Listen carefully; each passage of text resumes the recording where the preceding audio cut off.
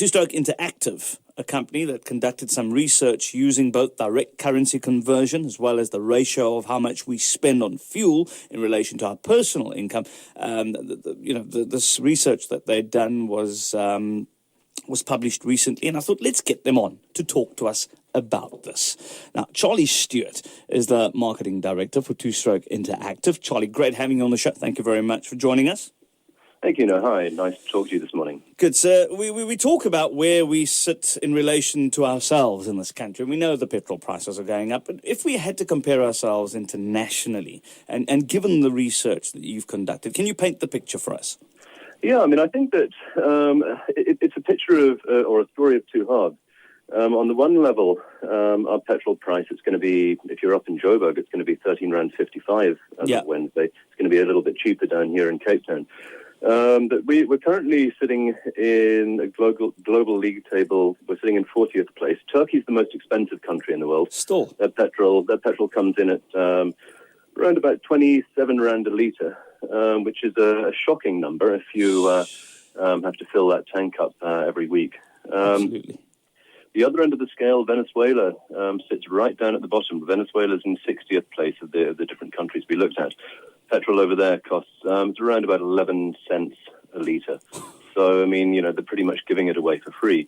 Yeah. Now, one of the reasons that we looked at this survey, which we did on behalf of Direct Access, I was really looking at the affordability of different commodities, and petrol being the obvious one to look at. Absolutely. And this is where the other half of the story comes in. That although we're towards the lower end of the spectrum in terms of the actual cost of a litre of petrol, I mean, a couple of other countries like the UK is more expensive than us. The UK it's about 20, getting on for 22 rands a litre. France, it's about 23. Yeah. But because we earn relatively little in South Africa, it means that the actual real impact of buying a litre of petrol is significantly greater to us than it is to most other countries around the world.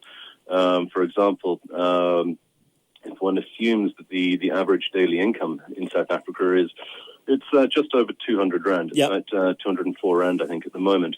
To buy a litre of petrol would cost you over 6%, over 6.5% of your daily income. I mean, that's just crazy. And when you sort of relate this more to not just people who own cars who are buying petrol to put into their own car, you look at people who are getting taxis. You look at people who are being impacted by escalating food prices. This is having a dramatic effect on all of our lives. And we're now all having to reconsider. Where are we spending that money that we're earning? What are we putting it towards? I saw that Santaco, the taxi guys, recently released a fare index. And they're suggesting that in urban fares in the Western Cape, which currently cost around about 11 rand for a standard urban trip, need to rise to 17 rand 81. I mean, that's a 62% increase that they're projecting. I very much doubt that will happen, but that's certainly what they're projecting taxi fares need to go up by.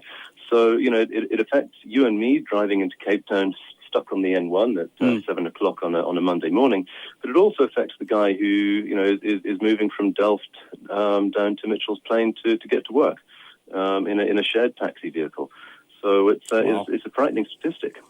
Charlie, I'll interview you anytime in the future again. You're just such an easy person to interview. You've given me all the details I needed there. I didn't have to ask a second question. And all I can leave you with, dear sir, is that this is the reason I go diesel. Yeah, well, absolutely. And, it's great, trying to demystify, complex information. It's one of the things that, as a digital marketing company, we at 2Stroke, we just love to do it. I mean, there's so much complexity around data these days. And to try and break it down into digestible facts and figures that we can all digest is absolutely what we're at. Good man, good company. I think we'll stay in touch with you guys. Thank you very much. Charlie Stewart, Marketing Director at 2Stroke Interactive.